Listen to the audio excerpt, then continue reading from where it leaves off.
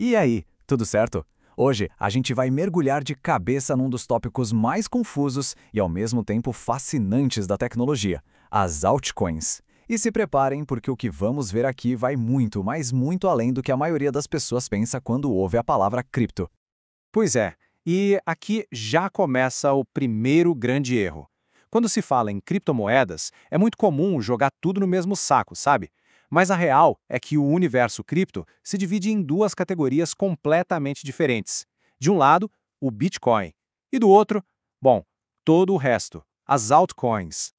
Ok, vamos fundo nisso aqui porque essa analogia é a chave para entender tudo. Pensa assim: o Bitcoin é tipo ouro digital. É isso, simples, seguro, escasso. A missão dele é uma só: ser dinheiro. Um cofre global, ponto. Agora, e as altcoins? Aí a história é outra. Pensa nelas como petróleo digital. Elas não estão aqui para substituir o Bitcoin. A função delas é ser combustível. Combustível para rodar aplicações, para criar sistemas complexos, para conectar o mundo real com o digital. E ó, mesmo nesse universo gigante das altcoins, tem mais uma coisinha para a gente separar. Existem as redes privadas, que são mais para empresas, e as redes públicas, que são abertas para qualquer pessoa usar sem pedir permissão para ninguém. É nessas redes públicas que a verdadeira revolução está acontecendo, e é nelas que a gente vai focar hoje. E essa capacidade de ser combustível, de alimentar coisas, onde é que isso começa a pegar fogo de verdade? Bom, claro que é no sistema financeiro. É aqui que as altcoins estão propondo uma das suas maiores e mais impactantes revoluções. O nome dessa revolução toda é DeFi, ou Finanças Descentralizadas. Basicamente, são protocolos que fazem tudo que um banco faz: empréstimos, trocas, rendimentos, só que sem a necessidade de um banco. A grande virada de chave aqui é que as regras do jogo não estão escondidas num cofre de uma empresa. Elas são código, um código aberto, público, que qualquer um pode olhar e auditar. Agora, olha só que interessante esse contraste. O sistema bancário tradicional é uma caixa preta. Ninguém sabe direito o que acontece com o dinheiro lá dentro. No DeFi, é tudo transparente. Bancos exigem permissão, um monte de documento. Em DeFi, basta ter uma carteira digital. É global, é instantâneo e, o que é crucial, ninguém pode simplesmente chegar e impedir uma transação. E ó, isso não é papo de futuro, não. Já tá rolando. Projetos como Aave, MakerDAO e Hyperliquid já movimentam bilhões, funcionando 24 horas por dia, 7 dias por semana, sem gerente, sem agência bancária, e eles rodam em cima de quê? De blockchains como Ethereum e Solana, que funcionam exatamente como o tal do petróleo digital que faz todo esse novo sistema girar. Certo, vamos para outro termo que muita gente já ouviu falar, mas talvez não entenda a dimensão real da coisa. NFTs. E não são só imagens de macacos, tá? Um NFT, ou token não fungível, é na sua essência um certificado de propriedade digital único e que pode ser verificado numa blockchain. E este exemplo aqui ilustra a diferença de um jeito genial. Pensa naquele item super raro que se consegue num jogo hoje em dia. Ele é da empresa do jogo. Ela pode deletar a qualquer momento. Agora, se esse item for um NFT, aí a história muda. Ele é propriedade real do jogador. Pode ser vendido, trocado, até usado como garantia no empréstimo DeFi. É a posse digital de verdade. Essa frase aqui resume tudo de forma perfeita. O NFT funciona como um cartório, só que global, instantâneo e sem burocracia, para provar a posse de praticamente qualquer coisa. E aqui a gente começa a ver o tamanho do universo. Ingressos de shows, escrituras de imóveis, diplomas, identidade digital. Qualquer coisa que precise de um registro de propriedade que seja autêntico e infalsificável pode ser um NFT. A imagem é só a pontinha do iceberg. E se a gente pegar essa ideia de registro e aplicar em ativos que já existem? Isso nos leva aos RWAs, os Real World Assets. É o processo de tokenizar um ativo do mundo real, como um título do tesouro ou imóvel, e trazer ele para dentro da blockchain. É a ponte entre o mundo físico e o digital. E aqui vem a grande revelação. Muita gente pensa que RWA é uma coisa super futurista, mas a verdade é que o maior e mais bem-sucedido RWA da história já está entre nós e movimenta trilhões de dólares. São as stablecoins. Elas são, na essência, o dólar transformado em token.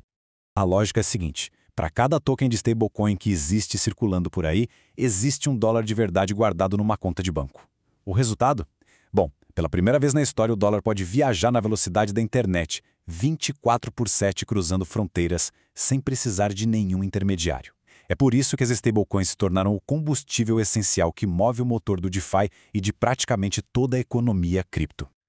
E se tokenizar ativos financeiros e imóveis já parece revolucionário, a próxima etapa é ainda mais ambiciosa.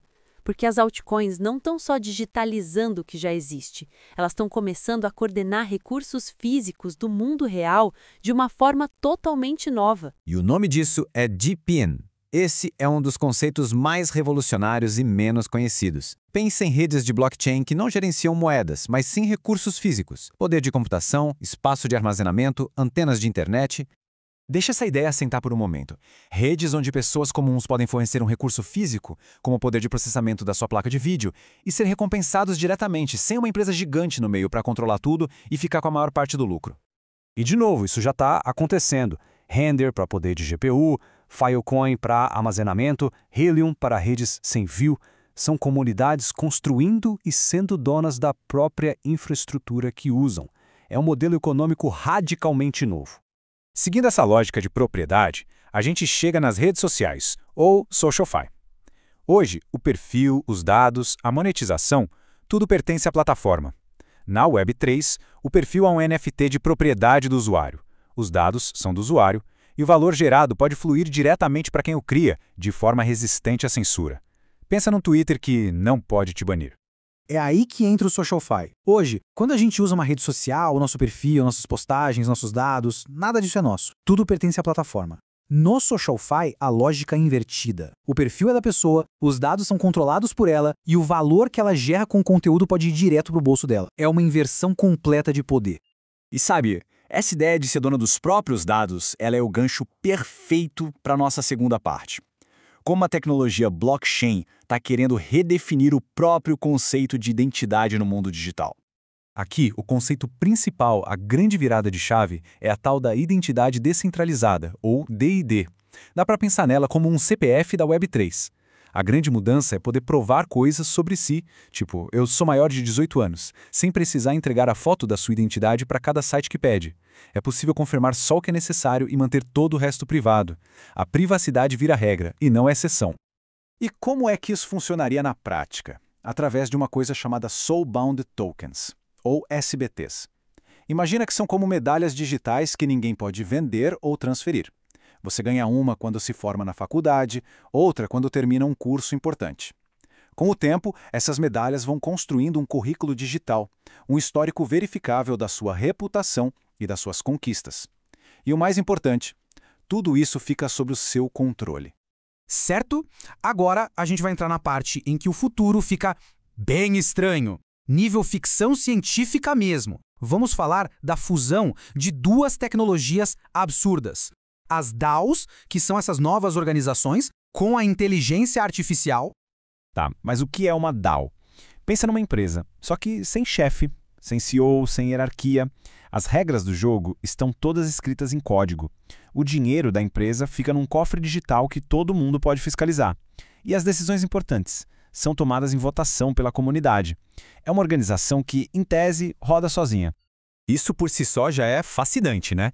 Mas a verdadeira revolução começa quando a gente se pergunta: e se a gente colocar mais um ingrediente poderoso nessa mistura? E se uma inteligência artificial pudesse entrar nesse jogo e participar ativamente dessa economia? E aqui a gente vê o porquê. Hoje, uma IA é meio limitada, né? Ela não pode ter uma conta no banco, não pode ser dona de nada. A blockchain resolve isso. Ela dá para a IA uma carteira digital. Com isso, uma IA pode ter grana, pode pagar por serviços, tipo ela poderia contratar mais poder de computação de uma rede DePIN para ficar mais esperta, e tudo isso sozinha, com cada passo registrado de forma transparente na blockchain. As implicações disso são gigantescas. É até difícil de imaginar tudo. A gente está falando de IAs autônomas operando sozinhas, gerenciando investimentos, otimizando redes de energia, votando em decisões. E aí dá para sonhar ainda mais alto. Imagina uma sociedade, quem sabe um país inteiro, onde as leis básicas são um código na blockchain, funcionando como uma DAO gigante. Transparente, programável, é uma possibilidade real.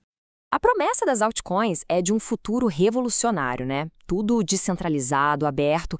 Mas, assim, por trás dessa visão toda, existem uns desafios bem sérios que pouca gente discute e que estão segurando essa promessa de virar realidade. E é exatamente esse o ponto que a gente vai analisar aqui. De um lado, essa visão grandiosa. Do outro, uma realidade, bem, cheia de problemas. É uma tecnologia com um potencial gigante para mudar o mundo, mas que vive tropeçando nos próprios pés. E olha, não dá para negar, o potencial é imenso. A gente está falando de DeFi, que basicamente reinventa o sistema financeiro, de NFTs, que dão para a gente a posse de verdade sobre coisas digitais, e até de DePIN, que são redes de infraestrutura física funcionando sem uma empresa por trás. O futuro parece incrível mesmo. Mas aí vem a pergunta que não quer calar. Se essa tecnologia é tão promissora, por que ela ainda não decolou de vez?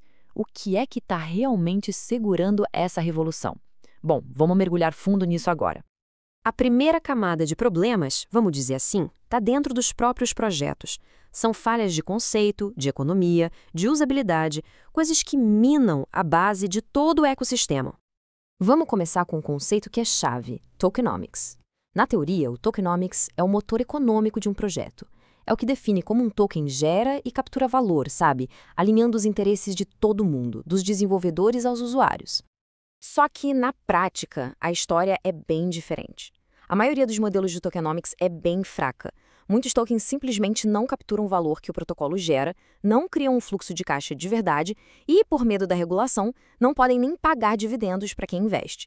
E para piorar, muitos têm uma inflação altíssima, totalmente insustentável.